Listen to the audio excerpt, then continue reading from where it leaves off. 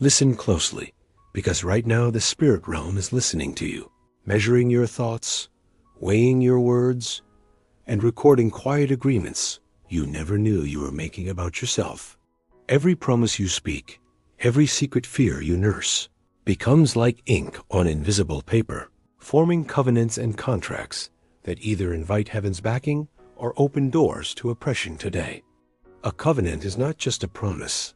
It is a binding spiritual bond, a life-for-life commitment, where God joins himself to people with oath, blessing, and holy responsibility. A contract is a smaller picture of that, an agreement with terms and conditions, where both sides gain something but can also break it, pay penalties, and walk away wounded. In the spirit realm, covenants and contracts are real. They speak louder than feelings, they outlive moods, and they can continue shaping families long after everyone forgets the original words. The Bible shows covenants everywhere, from Noah's rainbow in Genesis 9:13 to God's promise to Abraham in Genesis 15:18 to the new covenant in Jesus' blood in Luke 22:20 clearly. When God makes covenant, he is saying, I bind myself to you. I stake my name, my reputation, my honor on what I have promised, as in Jeremiah 31-33 today. But the enemy also seeks contracts, using fear, trauma, lies, and temptation to draw your agreement, so he can claim legal access. As the accuser of believers in Revelation 12:10, your words are signatures in that realm, because Proverbs 18:21 says death and life are in the power of the tongue, and those who love it eat its fruit daily. Some of your hardest battles are not random.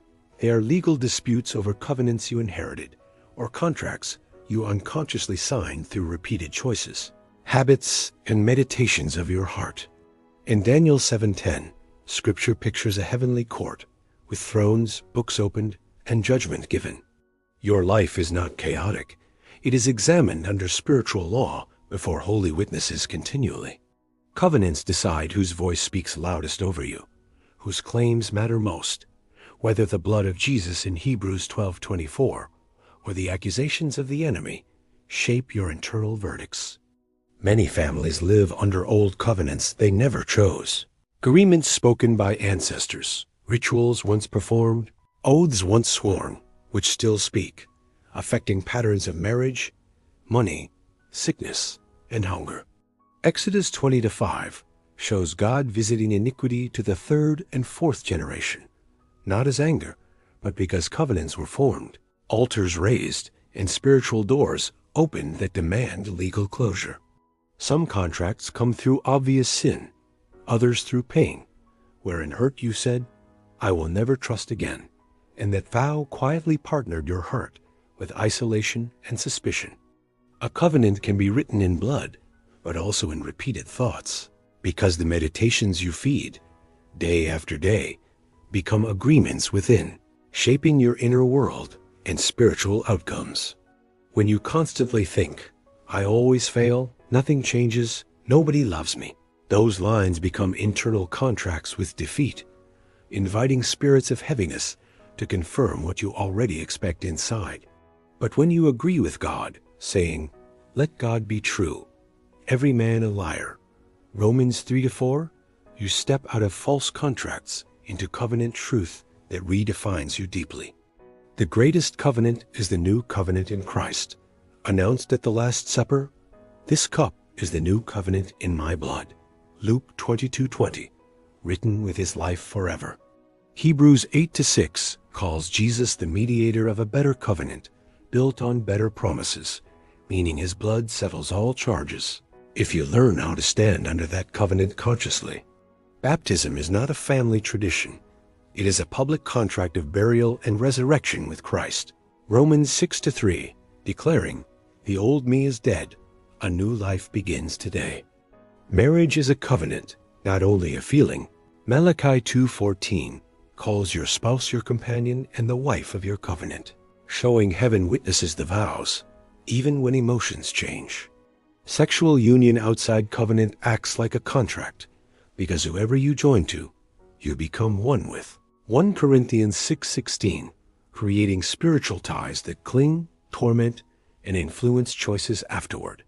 Dark contracts can form through occult curiosity, fortune-telling, blood oaths, secret societies, or mixing Christ with other spirits, giving demons invitation until those agreements are renounced under Jesus' authority. Repentance is not only sorrow, it is stepping out of one contract into another, turning your signature away from sin toward God, and accepting his terms through humility and obedience.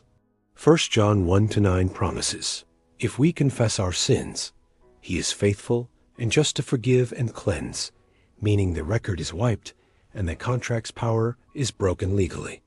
Confession is not informing God. He already knows. It is agreeing with his verdict against sin, tearing up your defense so you can stand under mercy instead of self-protection. After confession, you must renounce, using your mouth to cancel consent, saying, "I break agreement with this sin, this spirit, this lie, and I bind myself to Jesus alone completely." Forgiveness is also legal, because when you refuse to forgive, you sign a contract to keep paying, and tormentors gain right to trouble you, as Jesus warned in Matthew 18:34. When you release others from debt, you tear up emotional contracts that chain you together, and you choose to stand only under God's justice and timing, not your own revenge. Some of you made inner vows in childhood, like, "I will never be weak, I must please everyone, I will always be alone," and those promises became unconscious rulers inside. Today the Spirit of God is asking, who did you agree with when you spoke? Fear or truth? Trauma or Jesus? And are you willing to change this agreement now? Amos 3:3 asks, "Can two walk together, except they be agreed?" Showing that your direction in life follows whoever you walk with in agreement, whether God, people, or unseen spirits.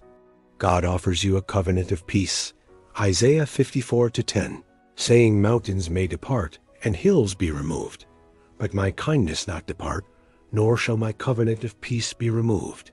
Exodus 2:24 says God heard Israel's groaning and remembered his covenant with Abraham, Isaac, and Jacob, meaning when covenant cries rise, heaven responds not only to need, but to promises.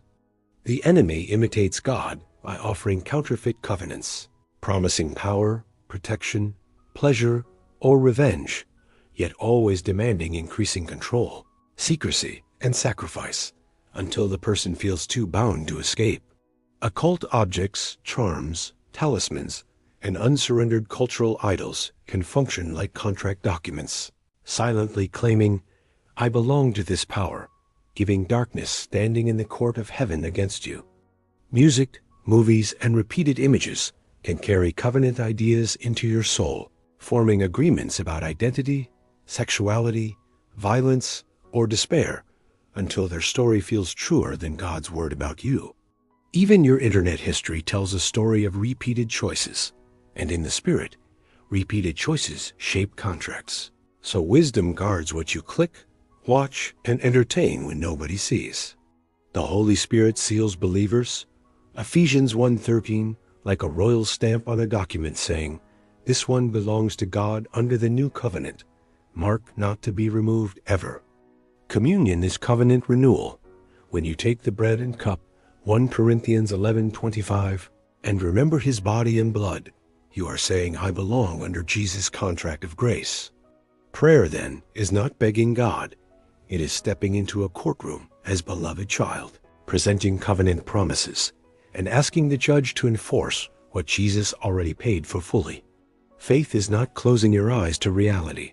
It is opening your eyes to covenant reality, trusting God's character and promises enough to act like his word is already accomplished. Fear, on the other hand, becomes faith in the wrong covenant, expecting evil, rehearsing disasters, and in doing so, signing again and again for what the enemy desires to deliver. Hebrews 6:19 calls hope an anchor of the soul, both sure and steadfast, which enters behind the veil, meaning hope ties your inner world to God's unchanging covenant presence securely.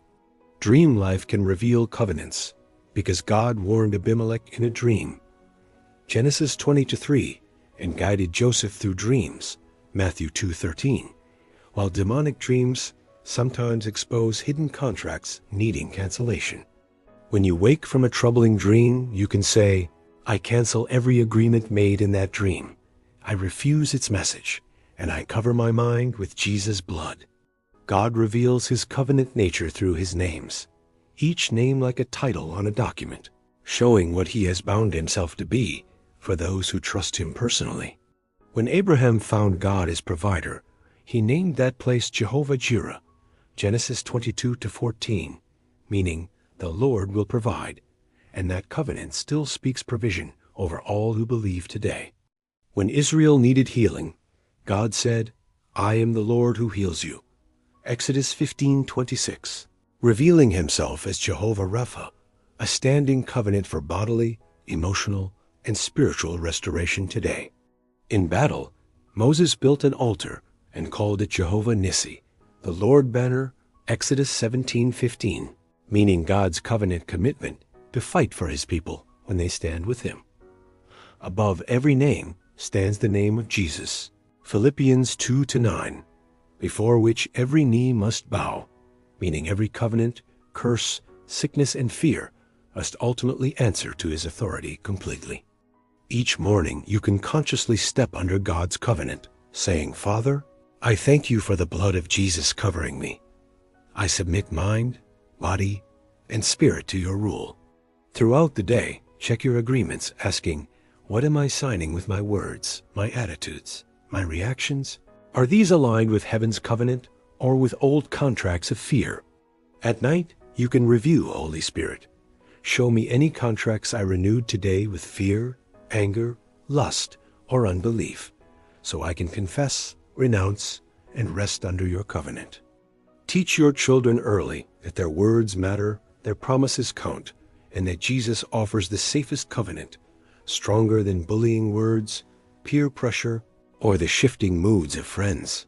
Break word curses spoken over you by parents, teachers, or your own mouth, saying, in Jesus' name I reject that label. I receive instead what God says about me now. Also speak blessing, because blessing is covenant language, saying over yourself and others, the Lord bless you, keep you, make his face shine, be gracious. Numbers 6:24, we writing inner agreements. Local churches are covenant communities, imperfect yet powerful, where shared worship, prayer, and service form holy agreements, making a lampstand in a region, according to Revelation 1:20, influencing spiritual climate. Even nations enter covenants by their laws, histories, and collective sins or obedience. And wise believers ask God how to stand in the gap, like Daniel in Daniel 9-4 praying. Remember the covenant of salt, Numbers 18:19, a picture of permanence and loyalty, reminding you that God is not fickle. He is steady, committed, unchanging in his promises toward you. Sharing meals can be covenant moments when offered to God, like Jesus breaking bread with disciples. Luke 24:30, their eyes were opened. Showing fellowship can reinforce spiritual agreements of trust. Obedience turns covenant theory into lived reality, because Deuteronomy 28:1 says blessings overtake those who diligently obey, meaning God's contracts release power when you walk in step with his commands. Love is the law of the new covenant, for love fulfills the law, Romans 13:10, and any contract, belief, or habit that opposes love cannot claim to represent God rightly. The unseen world is more solid than what you touch, for things seen are temporary, but things not seen eternal. 2 Corinthians 4:18, including covenant words between God and people. Guard your heart above all else, for it determines the course of your life. Proverbs 4:23, meaning your deepest agreements, not outside events, most shape your direction and destiny today. The armor of God in Ephesians 6 is covenant clothing, truth like a belt, righteousness a breastplate, salvation a helmet, faith a shield, the word a sword, peace shoes daily. Every piece declares a covenant reality. You are covered, protected, named righteous, given God's word, consent in peace, so you stand not naked in battle, but wrapped in promises. Today 2 paths stand before you: to drift under old contracts of fear, sin, and shame, or to consciously step under the blood covenant of Jesus and live accordingly daily. May the Spirit of truth walk through your memories, words, and habits, exposing false agreements, sealing new covenant promises deep until your whole life quietly says, I belong to Jesus.